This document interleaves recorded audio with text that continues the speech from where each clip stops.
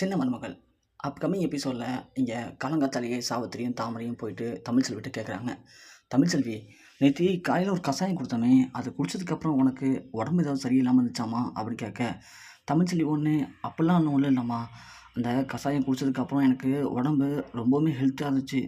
சொல்லப்போனால் நேற்று காலையிலேருந்து சாயந்தரம் வரைக்கும் நான் ரொம்பவே ஹெல்த்தியாக மைக்கை பிடிச்சி பேசினேன். எனக்கே தெரியல எப்படி இவ்வளோ சக்தி வந்துச்சுன்னு சொல்லிட்டு. எனக்கு என்னமோ அந்த கஷாயம் குடிச்சதுனால தான் அப்படி இருக்குன்னு நினைக்கிறேம்மா. அது மட்டும் இல்லாமல் அந்த கஷாயம் குடிக்கிறதுக்கு நல்லா ஜூஸ் மாதிரி சூப்பராக இருந்துச்சு. நான் உனக்கு கேட்ட தப்பாக நினச்சிக்க மாட்டீங்களே அப்படின்னு கேட்க, சொல்லு தமிழ்செல்வி அப்படின்னு சாவித்திரி சொல்கிறாங்க. இல்லைம்மா, எனக்கு நாளைக்கும் அது மாதிரி இன்னொரு கிளாஸ் தரீங்களா கஷாயம் அப்படின்னு கேட்கவும், இங்கே தாமரையும் சாவித்திரியும் பயங்கரமாக ஷாக் ஆகுறாங்க. இவ என்ன விளையாட்டுத்தனமாக பேசிகிட்டு இருக்கா, அது என்ன மருந்துன்னு தெரியாமல் இவ பற்றி இப்படி இருக்காளே, இவளுக்கு மட்டும் இந்த மருந்து ஏன் வேலை செய்யலை, ஒன்றுமே புரியலையே, நாம் காலையில் மருத்துவச்சியை பார்த்து நீரில் தான் கேட்கணும் போல் அப்படின்னு சாவித்திரியும் தாமரையும் புலம்பிக்கிட்டே போகிறாங்க. இன்னொரு பக்கம் காலையிலேயே பார்த்தா நம்ம போஸு ஏஞ்சி வேலைக்கு கிளம்புறாரு. கிளம்புறதுக்கு முன்னாடி அவர் நம்ம கணக்கு பிள்ளைகிட்ட பணத்தை வாங்குறாரு. இது மாதிரி கணக்கு பிள்ளை கிளம்பியாச்சுன்னு கேட்குறாங்க. கிளம்பிட்டான் ஐயா அப்படின்னு சொல்லும்போது, எனக்கு இப்போது 1,00,000 அர்ஜென்ட்டாக பணம் தேவைப்படுது. நீங்கள் என்ன பண்ணுறீங்க, நேராக உள்ளே போங்க, ஒரு நியூஸ் பேப்பரில் போய் 1,00,000 பணம் சுற்றி எடுத்துருவாங்க அப்படின்னு சொல்கிறாங்க. அதை கேட்ட உடனே கணக்கு பிள்ளை கொஞ்சம், ஐயா அதை என்னென்னு எழுதுறது அப்படின்னு கேட்க, கணக்கு பிள்ளை இது என்ன புதுசு இல்லை, உங்களுக்கு தெரியாத ஒன்றும் இல்லை, பணத்தை என்கிட்ட கொடுங்க, கணக்கை நீங்கள் எழுதுங்க, நான் பார்த்துக்கிறேன் அப்படின்னு சொல்லிட்டு 1,00,000 பணத்தையும் வாங்குறாரு. உடனே கணக்கு பிள்ளை அப்படியே மனசில் நினச்சிக்கிறாரு, சி இவெல்லாம் ஒரு மனுஷனா அப்படின்ட்டு. அப்படியே கணக்கு பிள்ளையும் போய்ட்டாரு. இது தமிழ்செல்வி பார்க்குறாங்க.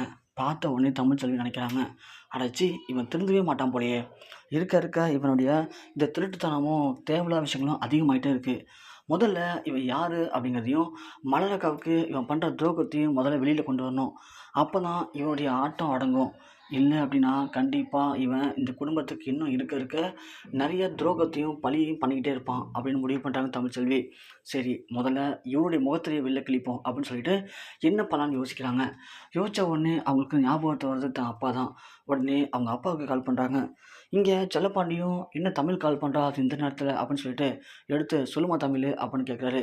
அப்பா எனக்கு ஒரு உதவி வேணும்ப்பா அப்படின்னு சொல்ல, என்னம்மா அப்பாக்கிட்டே உதவியா, இதுவரையும் அப்பாக்கிட்ட நீ எந்த ஒரு உதவியும் கேட்டதில்ல, ஃபஸ்ட் டைம் கேட்குற, சொல்லுமா நான் என்னம்மா பண்ணணும் அப்படின்னு செல்லப்பாண்டி கேட்க, உடனே தமிழ்செல்வி இங்கே நடந்த எல்லாத்தையும் சொல்கிறாங்க. இது மாதிரி சேதுவை ராஜாங்கம் புரிஞ்சிக்காமல் போனது, இப்போது போஸை தான் தூக்கி வச்சு ஆடுறது. ஆனால் அந்த போஸு எவ்வளோ மோசமானவன், மலர் அக்காவுக்கு எப்படிலாம் துரோகம் பண்ணுறான், அவன் ஒரு பொம்பளை பொறுக்கி, அவனை பார்த்தா எல்லா விஷயத்தையும் அவங்க அப்பாட்ட புட்டு போட்டு வைக்கிறாங்க தமிழ்செல்வி. அதை கேட்ட செல்லப்பாண்டி ரொம்பவுமே ஷாக் ஆகுறாரு. எனக்கு தெரியுமா அந்த போஸை பற்றி, ஊருக்குள்ளே சில பேர் பேசுவாங்க, இருந்தாலும் அவன் பெரிய குடும்பத்து பையனாச்சுன்னு யாரும் கண்டுக்கிறது இல்லைம்மா அப்படின்னு சொல்ல, ஆமாப்பா அதனால தான் அவன் இந்த ஆட்டம் போட்டுட்ருக்கான். அவனை எப்படியாவது அவன் பண்ணுற இந்த கேடுகட்டத்தனத்தை எல்லாத்தையும் வெளியில் கொண்டு வரணும்ப்பா அப்படின்னு இங்கே தமிழ்செல்வி சொல்கிறாங்க. சரிம்மா, அப்பாட்ட சொல்லிட்டால அப்படியே விடு, மீதியை நான் பார்த்துக்கிறேன் அப்படின்னு இங்கே செல்லப்பாண்டி சொல்லிடுறாரு. சொல்லி முடிச்சதுக்கப்புறம் தான் காலையில் போஸு எப்போதும் போல் கிளம்பி வெளில போகிறாரு. அப்படி காரில் வெளில போகிறதுக்கு முன்னாடி சேது பார்த்துடுறாரு. பார்த்துட்டு, போஸு ஒரு நிமிஷம் போஸு, எனக்கு ஒரு ஹெல்ப் பண்ணுறியான்னு கேட்கவும், சொல்லுங்கண்ணே, சரக்கு வேணுமா, நம்ம வாங்கிட்டு வந்துடவா அப்படி கேட்க, ஐயோ போஸு அதெல்லாம் வேணாம்ப்பா, அப்பா அவங்ககிட்ட பெரிய பொறுப்பை கொடுத்துருக்காரு, நான் இருந்த இடத்துல இப்போது அடுத்ததாக ஒன்று தான் பார்க்குறாரு, இது உண்மையிலேயே பெரிய பொறுப்பு தான், அதனால் அந்த பொறுப்புக்கு ஏற்ற மாதிரி நீ கரெக்டாக நடந்துக்கோ. ஏற்கனவே ஒரு வாட்டி அப்பா வேலை சொல்லும்போது, கிரிக்கெட் விளையாட போகிறேன், சினிமாவுக்கு போகிறேன்னு சொல்லி பேசின பார்த்தியா, அந்த மாதிரிலாம் இல்லாமல் அப்பா உன் மேலே வச்சுருக்க நம்பிக்கையை காப்பாற்றுற மாதிரி நடந்துக்க போஸு அப்படின்னு சொல்கிறாங்க. உடனே போஸ் நினைக்கிறாரு, அட பாவி, உன் இடத்துல இப்போ நான் இருக்கேங்கிற வயிற்றுச்சலில் இப்படி புலம்பிட்டு போறியா, போடா நான் பார்த்துக்கிறேன்டா அப்படின்னு போஸு மனசு நினச்சிட்டு கார் எடுத்துகிட்டு போகிறாரு. கார் எடுத்துகிட்டு வேகமாக போயிட்டு இருக்கும்போது ஆப்போசிட்டில் ஒரு பைக்கரை வரான். உடனே போஸை இடிக்கணும்னு சொல்லிட்டு போஸ் நிப்பாட்டிட்டு அவன் சண்டைக்கு போகிறாரு. பார்த்தா அவருடைய ஃப்ரெண்டு மணியாக இருக்குது. ஏய் மாப்பிள்ளை மணி, என்னடா ஆளே மாறிட்ட அப்படின்னு கேட்குறாங்க. இல்லை மாப்பிள்ளை, வசதின்னு வந்துச்சுன்னா மாறி தானே ஆகணும் அப்படிங்கவும், போஸனையும் பார்க்குறாரு. ஆள் பட்டு சட்டை, நல்ல ஒரு சட்டை, பட்டு வேட்டி, புல்லட்டு, கையில் செயின், கழுத்தில் செயின், விரல் ஃபுல்லாக மோதிரம், பிரேஸ்லெட்டுன்னு பார்க்கறதுக்கு ஒரு நகைக்கடை மாதிரி சொல்லிக்கிறான். இதை பார்த்த போஸுக்கு மனசில் நினைக்கிறது, அடுத்த சோத்துக்கே கஷ்டப்பட்டுருந்தான், இன்றைக்கி என்னமோ நம்மளே மிஞ்சுற அளவுக்கு இவன் இப்படி இருக்கானே, எப்படி இவனுக்குள்ளே இவ்வளோ பெரிய மாற்றம்னு சொல்லிட்டு, என்ன மாப்பிள்ளை மணி ஆளே மாறிட்ட அப்படின்னு கேட்க, வசதி தான் மாப்பிள்ளை, பிஸ்னஸ் பண்ணுறேன் அதான் அப்படின்னு சொல்லுவோம். ஏய் என்ன பிஸ்னஸ் மாப்பிள்ளை பண்ணுற, அதுக்குன்னு இப்படியா இருக்க முடியும் அப்படின்னு கேட்க, அதெல்லாம் அப்படி தான் மாப்பிள்ளை, ஒரு முக்கியமான பிஸ்னஸ் பண்ணுறேன், அது கிடைக்க வருமானம் தான் என்ன இப்படி மாற்றிடுச்சு மாப்பிள்ளை அப்படின்னு சொல்ல, அதான் மாப்பிள்ள என்ன பிஸ்னஸ்ன்னு கேட்குறேன் அப்படின்னு சொல்லுவோம். அதெல்லாம் ஒன்றும் செட் ஆகுது மாப்பிள்ள அப்படின்னு சொல்கிறாங்க. ஏய் என்னன்னு தெரிஞ்சுட்டு வந்தானே கேட்குறேன் சொல்லு மாப்பிள்ள அப்படின்னு சொல்லுவோம். இது 2ஆம் நம்பர் பிஸ்னஸ் மாப்பிள்ள. இந்த பிஸ்னஸில் கொஞ்சம் ரிஸ்க் அதிகமாக இருக்கும். ஆனால் சூப்பராக தப்பிச்சிட்டோம் அப்படின்னா நல்லா செட்டில் ஆகிடலாம் மாப்பிள்ளன்னு சொல்லுவோம். அதெல்லாம் ஓகே மாப்பிள்ள, என்ன பிஸ்னஸ் தான் பண்ணுறா சொல்லியா அப்படின்னு சொல்லுவோம். உடனே இந்த பையன் சொல்கிறாரு, இது மாதிரி கஞ்சா செடியை பதுக்கிற பிஸ்னஸ் மாப்பிள்ள அப்படின்னு சொல்லுவோம். இங்கே போஸு ஒரு நிமிடம் அதிர்ச்சி அடையாரு. என்ன மாப்பிள்ள சொல்கிறாரு, கஞ்சா செடியை பதுக்கிறதா? யோ இதெல்லாம் பெரிய ரிஸ்காச்சையா, மாட்டினா போலீஸ்ட்டு அவ்வளோதானே அப்படின்னு சொல்ல. ஆமாம் மாப்பிள்ள, மாட்டினா தானே, நம்ம தான் மாட்ட மாட்டோமே, ஏன்னா இதெல்லாம் செய்ய சொல்கிறதே போலீஸ் தானே அப்படின்னு சொல்ல. போஸுக்கு ஒன்றுமே புரியல. என்ன மாப்பிள்ள சொல்கிற அப்படின்னு கேட்கவும், இல்லை மாப்பிள்ள, இது மாதிரி கஞ்சா செடி அப்பப்போ வரும். அப்போது நம்ம போலீஸில் இருக்கிற ஒரு சில பேர் கால் பண்ணி நம்மள்ட்ட சொல்லுவாங்க. அதை நாம் எடுத்துகிட்டு வந்து பதுக்கி வச்சுக்கணும். திரும்ப அவங்க எப்போ கேட்குறாங்களோ அதை அவங்கள்ட்ட கொடுத்துடணும். கொடுத்துட்டா போதும் மாப்பிள்ள, நல்ல ஒரு அமௌண்ட் கிடைக்கும். அப்படி தான் மாப்பிள்ள நம்ம பிஸ்னஸ் போயிட்டுருக்கு இப்போது, எந்த பிரச்சனையுமே இல்லை அப்படின்னு சொல்லுவோம். டக்குன்னு அவருக்கு ஒரு ஃபோன் வருது. அண்ணா சொல்லுங்கண்ணா, அப்படியாண்ணா இந்த உடனே வந்துடுறேண்ணா அப்படின்னு சொல்லிட்டு சொல்கிறாரு. மாப்பிள்ள பெரிய தரக்கட்டம் தான் கால் வந்துருக்கு, நான் கிளம்புவான்னு சொல்லுவோம். ஐயோ மாப்பிள்ள, உண்மையிலேயே சொல்கிறதெல்லாம் உண்மையா அப்படின்னு கேட்க, என்ன மாப்பிள்ள நம்பிக்கை இல்லையா? நம்ம ஸ்டேஷனில் ஏட்டு ஒருத்தர் இருக்கார் மகாலிங்கன்னு சொல்லி தெரியுமா? ஆமாய்யா, நம்ம என் சொந்தக்காரர் தான் அவர். அவர் தான் முக்கியமான தரகர். அவர் தான் அடிக்கடி நமக்கு வேலை கொடுப்பாரு. நம்பிக்கைலாம் நீ அவர்கிட்ட கேட்டு போகிற மாப்பிள்ள. சரி மாப்பிள்ள, நம்ம அப்புறம் பார்க்கலாம் அப்படின்னு சொல்லிட்டு அந்த பையன் வண்டி எடுத்துகிட்டு போயிறாரு. இங்கே போஸுக்கு ஒரே இதாக இருக்குது. பா, இவனே இப்படி இருக்கானா, நாமளும் இன்னும் எவ்வளோ காலத்து தான் இப்படியே இருக்கிறது? நாமளும் இந்த பிஸ்னஸை பண்ணி 4 காசு பார்த்து டக்குன்னு வாழ்க்கையில் முன்னேறணும் அப்படின்னு சொல்லிட்டு நேராக அந்த மகாலிங்கத்தை பார்க்க போகிறாரு. அந்த மகாலிங்கம் எப்போதும் போல ரோட்டில் இன்னும் ஒரு சில போகிற பைக்கெலாம் மறிச்சிட்டு இருக்காப்புல. மறிச்சிட்டோன்னு அங்கே போகிறாரு போஸு. மாமா அப்படிங்கவும், ஏய் மாப்பிள்ள வா மாப்பிள்ள, எப்படி இருக்குன்னு கேட்குறாங்க. நல்லா இருக்கேன் மாமா. என்ன மாமா ஃபாரின் சரக்குலாம் வாங்கி கொடுத்தேனே, அதான் என்னாச்சு இருக்கா முடிச்சிட்டிங்களான்னு கேட்க. அடப்போ மாப்பிள்ள, அதெல்லாம் 2 நாளில் முடிச்சிட்டேன் மாப்பிள்ள நான். என்னமோ தெரில, நீ வாங்கி கொடுத்த சரக்கை சாப்பிட்டதுக்கப்புறம் அது மாதிரி சரக்கு தான் நாக்கு தேடுது மாப்பிள்ள அப்படின்னு சொல்லுவோம். அதுக்கு என்ன மாமா, என் ஃப்ரெண்டு ஒருத்தவங்க கோவா போயிருக்கான், வரட்டும், வந்த உடனே உங்கள் வீட்டில் ஒரு 4 கேஸ் சரக்கு சொல்கிறேன் அப்படின்னு சொல்லுவோம். அடைய மாப்பிள்ள பார்த்தா விடு மாப்பிள்ள அப்படின்னு சொல்கிறாங்க. அப்புறம் மாப்பிள்ள எப்படி போகுது வேலைலாம் அப்படின்னு விசாரிக்கும்போது, ஏமாம்மா உங்களுடைய அந்த பிஸ்னஸில் எப்படி மாமா போகுது அப்படின்னு கேட்குறாரு போஸு. என்ன மாப்பிள்ள சொல்கிற அப்படிங்கவும், போஸ் ஒன்று எல்லாத்தையும் சொல்கிறாரு. மாமா மணி வந்தான், இப்போ தான் பார்த்தேன், எல்லாத்தையும் சொல்லிட்டான் அப்படிங்கவும், மாப்பிள்ள அதெல்லாம் ஒன்றும் இல்லை மாப்பிள்ள, ஏதோ இதில் கிடைக்கிற வருமானம் பத்தலை, அதுக்காக அப்படி இப்படி பண்ணிக்கிட்டு இருக்கேன், கிடைக்கிற வருமானத்தை வச்சு கொஞ்சம் செட்டில் ஆகலான்னு பார்க்குறேன் அப்படின்னு சொல்லவும், கேட்டுதான் மாமா, ஆனால் அதே மாதிரி எனக்கு தானே சொன்னீங்கன்னா நானும் அப்படியே செட்டில் ஆகிடுவேன் லைஃப்பில் அப்படிங்கவும், மாப்பிள்ள இதில் ரிஸ்க் இருக்குது மாப்பிள்ள அப்படின்னு சொல்லுவோம். மாமா சம்பாதிக்கணும், ரிஸ்க்கு செஞ்சு தானே மாமா ஆகணும், எனக்கும் சொல்லுங்கள் மாமா, என்ன பண்ணுன்னு சொல்லுங்கள், கரெக்டாக நான் பண்ணிடுறேன் அப்படின்னு சொல்கிறான் போஸு.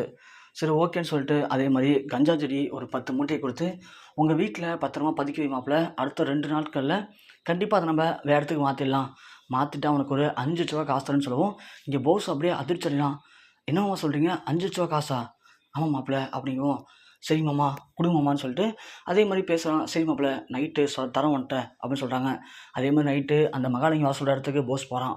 போன உடனே ஒரு 10 கிலோ கஞ்சா மூட்டையை அவருடைய கார் தூக்கி வச்சுட்டாரு நம்ம மகாலிங்கம். மாப்பிள்ள இதை எடுத்துகிட்டு போய் உங்கள் வீட்டில் பத்திரமா வச்சுக்கோ, ஒரு 2 நாள் மட்டும்தான், அதுக்கப்புறம் ஈஸியாக கைமாற்றிடலாம் அப்படின்னு சொல்லுவோம். போஸும் பணத்துக்கு ஆசைப்பட்டு அது எல்லாத்தையும் எடுத்துகிட்டு போய் அவருடைய ரூமில் பொறுமையாக யாருக்கும் தெரியாமல் வச்சிடறான். வச்சோடனே அடுத்த நாள் காலைல பார்த்தா யாருமே எதிர்பார்க்கவே இல்லை. வீட்டில் இருக்கிற எல்லாரும் உட்காந்து பேசிகிட்டு இருக்கும்போது கரெக்டாக போலீஸ் உள்ளே வராங்க. போலீஸ் வந்தோடனே ராஜாங்க கேட்குறாரு, வாங்க சார் என்னாச்சு இந்த நேரத்தில் வந்திருக்கீங்க அப்படி கேட்கவும், இல்லை சார் உங்கள் வீட்டில் யாரோ கஞ்சா செடி பதுக்கி வச்சுக்கிறதா எங்களுக்கு ஒரு கம்ப்ளைண்ட் வந்திருக்கு அப்படின்னு சொல்கிறாங்க. என்ன எங்கள் வீட்டில் கஞ்சா செடியா அப்படிங்கவும், இங்கே ஒரு பக்கம் போஸுக்கு ஒன்றுமே சொல்ல முடியல. ஐயோ எப்பட்றா கரெக்டாக போலீஸ் வந்தாங்க, எப்படி நம்ம மட்டும் மாட்டணும்னு தெரியாமல் ஒன்று தான் முழிக்கிறாங்க. ராஜாங்க ஒன்று, அப்படியா நம்ம வீட்லையா, தப்பான இன்ஃபர்மேஷன் இருக்க போகுது போலீஸ் சார் அப்படின்னு சொல்கிறாங்க.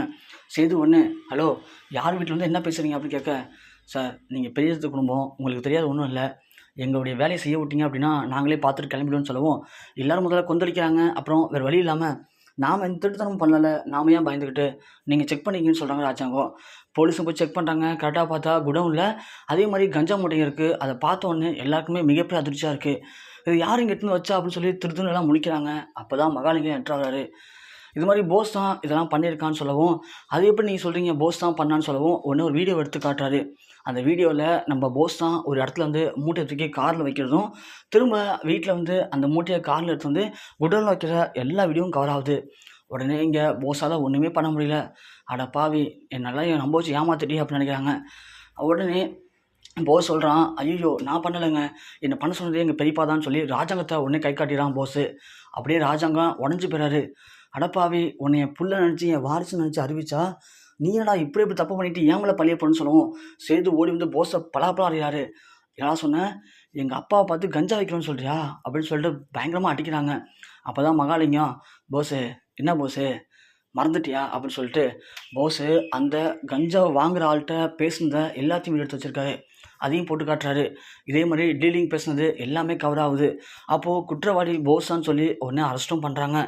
அப்போ தான் தெரியுது ராஜாங்கத்துக்கு சி போஸை போய் என் புள்ள நினச்சாமே இவ்வளோ பெரிய மோசமாக வந்திருக்கானு அப்படிங்கிற மாதிரி நினச்சி ஃபீல் பண்ணுறாரு. அப்படியே இங்கே தமிழ்செல்வி அப்பா நம்ம நேற்று தான் நினச்சோம் அதுக்குள்ளே போஸ் அரெஸ்ட் ஆகிட்டான்னு சொல்லிட்டு அப்பாவுக்கு கால் பண்ணுறாங்க தமிழ்செல்வி. அப்பா நேற்று சொன்னல போஸோடைய முகத்தை கிளிக்குன்னு சொல்லிட்டு அதுக்குள்ளே ஆண்டவனாக பார்த்து அவனை போலீஸ்லேயே சிக்க வச்சிட்டாங்கப்பா அப்படின்னு சொல்கிறாங்க. அப்போ தான் செல்லப்பன் சொல்கிறாரு அப்போல்லாம் ஒன்றும் இல்லைம்மா நானும் மகாலிங்கமும் போட்ட பிளான் தான் இது நீ சொன்னல அதனால் என்ன பண்ண தெரியாமல் முடிச்சுட்டு இருந்தேன். அப்போ மகாலிங்கம் தான் அவன்கிட்ட சொன்னேன் அவன் தான் நான் பண்ண பாவத்துக்கு பிராஜக்தம் பண்ணணும் அப்படின்னு சொல்லிட்டு அவன் தான்மா போஸ் அப்படி சிக்க வச்சான். ஏன்னா உன் கல்யாணத்து அன்னைக்கு இந்த விஷயத்தெல்லாம் சொல்ல வச்சது போஸ் தான் மகாலிங்கத்துக்கு சரக்கு வாங்கி கொடுத்து பங்காளியெல்லாம் குடிக்க வச்சு போதையில் வந்து இந்த உண்மையை எல்லாத்தையும் போட்டு உடைக்க வச்சது அவன் தான். அதனால் என் பங்காளியும் அவன் மேலே பயங்கர கோவத்தில் இருந்தான். அதுதான் என் பங்காளி இன்னைக்கு திறமையாக அவனுடைய மூளையை யூஸ் பண்ணி மாட்டி விட்டுட்டான். விடுமா கட்டுக்கிட்டோம் அந்த நாய் ஜெயிலே அப்படிங்கிறாங்க. தமிழ்செல்விக்கு இங்கே ஒரே சந்தோஷமாக இருக்குது.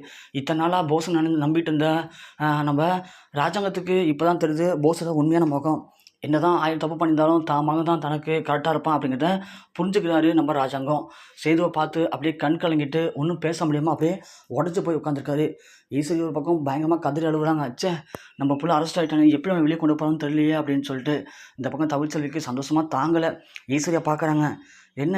என்னமோ என்னையும் என் புருஷனையும் இந்த வீட்டை விட்டு துரத்துருவேன்னு சொன்னேன் பாத்தியா உன் பிள்ளையை இப்போ அரெஸ்ட் ஆகிட்டான் என்ன பண்ண போகிற அப்படிங்கிற மாதிரி நக்கலாக பார்க்குறாங்க.